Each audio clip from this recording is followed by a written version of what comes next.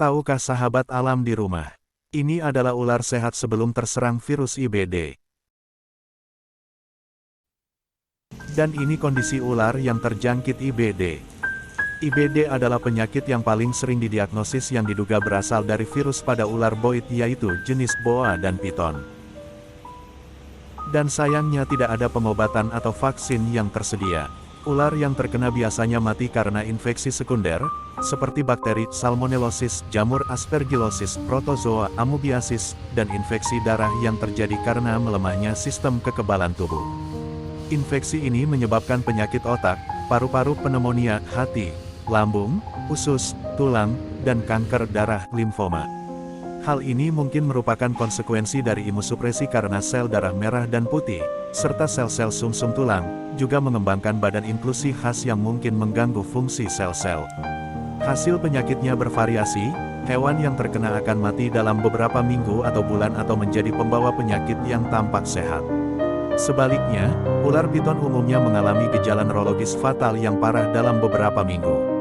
Pada ular boa dan ular piton yang mengidap penyakit ini, tanda klinis utama IBD adalah gejala sistem saraf pusat otak seperti kepala gemetar, gemetar ukuran pupil tidak rata, kejang otot yang menyebabkan kepala melengkung ke belakang kadang disebut melihat bintang, dan regurgitasi, muntah hidup dan mati. Kurangnya nafsu makan juga menjadi tanda utamanya.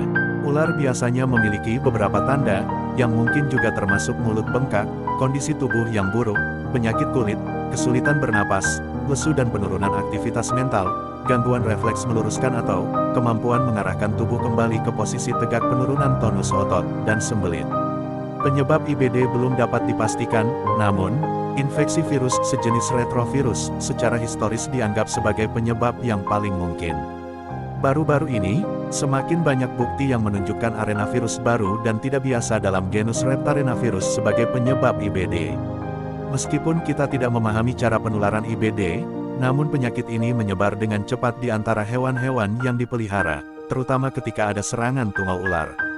Dalam kondisi laboratorium tertentu, Reptarenavirus bersifat zoonosis tetapi kemungkinan orang tertular virus ini dari ularnya tidak diketahui dan sangat kecil kemungkinannya. Perawatan terhadap hewan secara individu belum efektif. Karena IBD berakibat fatal, sebagian besar ular yang dipastikan mengidap penyakit ini harus disuntik mati secara manusiawi, dan nekropsi lengkap istilah kedokteran untuk otopsi harus dilakukan. Namun, dalam beberapa kasus dengan hanya satu ular dalam koleksi, tindakan pengobatan suportif termasuk cairan, antibiotik, dan pemaksaan makan dapat dicoba. Kita tidak tahu ular mana yang akan merespons, dan itu mungkin tidak membantu sama sekali. Sebuah penelitian baru-baru ini menunjukkan bahwa beberapa ular mungkin dapat membersihkan, menyembuhkan dirinya sendiri, infeksi IBD, tetapi ini masih merupakan tahap awal dan diperlukan lebih banyak penelitian untuk memastikan bahwa hal ini benar. Tujuannya agar penyakit tidak masuk ke dalam organ ular peliharaan adalah dengan proses pemantauan karantina sangat penting. Semua ular yang masuk ke dalam koleksi harus menjalani tes amandel esofagus atau darah lengkap untuk Reptarenavirus melalui konsensus PCR dengan pengurutan. Setelah menambahkan ular baru, semua individu dalam koleksi harus diuji dengan cara ini dan dievaluasi ulang dalam 6 hingga 12 bulan. Namun, hasil tes negatif palsu, yang menunjukkan bahwa ular tersebut tidak mengidap IBD namun sebenarnya mengidap IBD, mungkin saja terjadi. Menyingkirkan serangan tungau sangatlah penting, karena serangan caplas sangat berpotensi sebagai vektor pembawa virus. Membersihkan kandang dan lingkungan sangat penting dilakukan apabila ada satwa yang terindikasi terjadinya IBD. Menyingkirkan satwa dengan mengisolasi dan mengkarantina menjadi hal efektif untuk mengurangi resiko tertular.